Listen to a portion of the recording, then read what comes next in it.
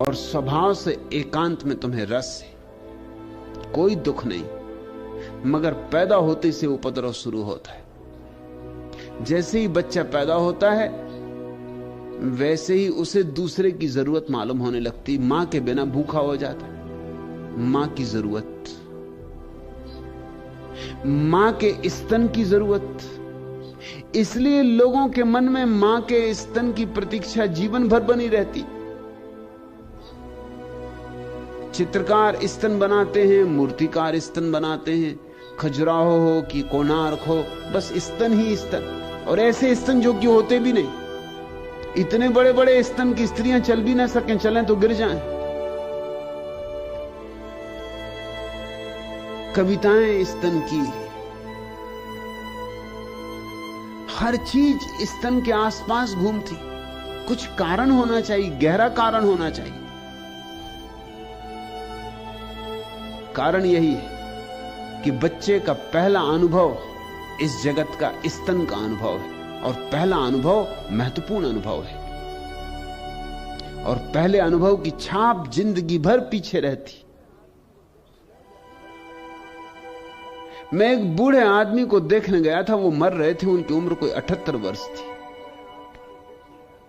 कमरे में कोई भी ना था, सिर्फ उनकी पत्नी थी। उन्होंने पत्नी से कहा कि तू बाहर जा, मुझे आपसे कुछ निजी बात करनी। उनकी पत्नी बाहर चली गई। मैं भी थोड़ा हैरान हुआ कि निजी बात, शायद वो कुछ ध्यान समाधि। उन्होंने मुझसे कहा सिर्फ एक बात पूछनी कि मैं मरने के करीब आ गया, मौत करीब है, मगर स्त्री के स्तनों में मेरा रस नहीं जाता। मर रहा हूं, लेकिन वो जो मेरी महिला डॉक्टर है वो देखने आती तो मैं मौत की भूल जाता हूं, उसके स्तन देखने लगता हूं। तो मैं तुमसे यह पूछता हूं कि मेरे 78 वर्ष की उम्र, सब जिंदगी देख ली, मगर ये स्तन से मेरा रस क्यों नहीं जाता? इसका कारण क्या होगा? और मैं किसी से पूछ भी नहीं सकता। ऐसे तो मुनि महाराज भी आते, मगर उनसे मैं पूछूं तो वो बहुत नाराज हो जाएंगे।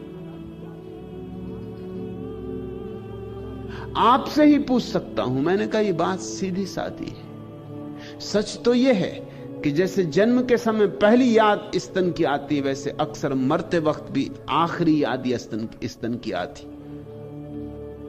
जिन्होंने इस पर खोजबीन की है पूरब के देशों में, उनका कहना है कि मरते वक्त आदमी आखिरी क्षण में स्तन की याद करते ही मरता है। वही उसकी नए गर्भ में प्रवेश की यात्रा है। वर्तुल पूरा हो गया।